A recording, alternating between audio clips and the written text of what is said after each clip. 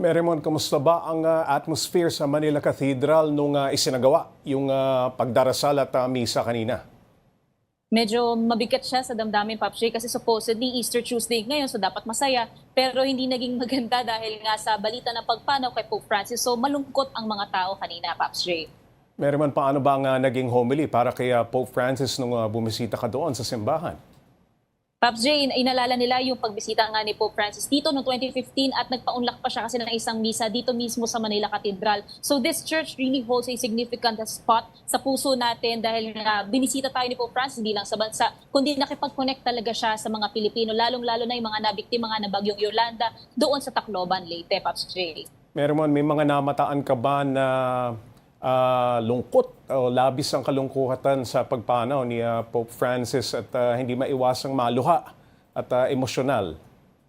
Sobra, Pops Jay, kahit nga ako mismo dahil ako, nung inabangan ko doon sa Lacson pa UST itong si Pope Francis, iba na yung pakiramdam ko. And looking back 10 years after, ngayon sa oras na ito, parang hindi lahat ng tao makukuha yung pagkakataon na makita in person itong si Pope Francis. Same goes din sa mga na-interview natin na sobrang masakit sa pakiramdam, yung kilabot daw na naramdaman nila na as if nakita nila sa personal, naka-interact nila ang isang Diyos sa pamamagitan ni Pope Francis. Yun daw ang ibabaon talaga nila sa puso nila hanggang sa mga susunod pa raw na dekada, Pops Jay. Merrimon, ayon sa CBCP o sa Vatican, kailan ba magsisimula yung conclave o yung pagpili ng susunod na Santo Papa?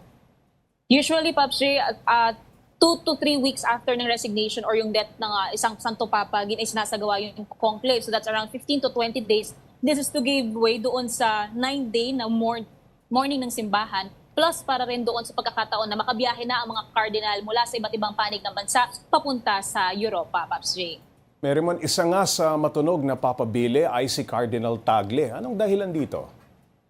Pops Jay, tinatawag nga rin daw siyang si Asian Francis dahil pareho daw din Pope Francis yung kanyang paglaban doon sa social justice na ninanais niya. At tulad nga raw ni Pope Francis kung paano rin daw makapag-interact at maging mapagmahal sa lahat ng tao na walang pinipili na komunidad itong si Cardinal Tagle, kaya nakikita nila ngayon na parang top contender o frontrunner itong si Cardinal Tagle sa conclave, Pops Jay. Merrimon, ano raw ba ang criteria para mapili na Santo Papa?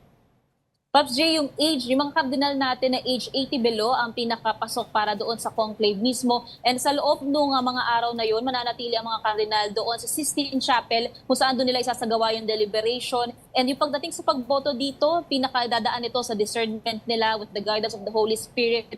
And doon sa pagboto nila mismo makikita kung may 2/3 na majority vote na makukuha, doon na ngayon na malalaman kung sino nga ba ang sunod na magiging Santo Papa, Pops Jay. Merrimon, sabi ng CBCP, huwag pangunahan ng mga Pinoy yung proseso ng pagpili ng susunod na Pope. Pero may boses ba ang mga Katoliko sa pagpili o mga kardinal lamang ang pwedeng mag-decide niyan?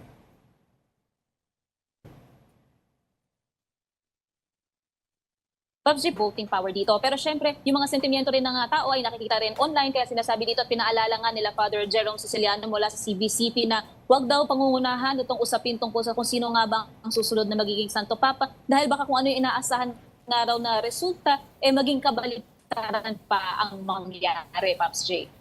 Maraming salamat, Mobile Journal Merrimon Reyes.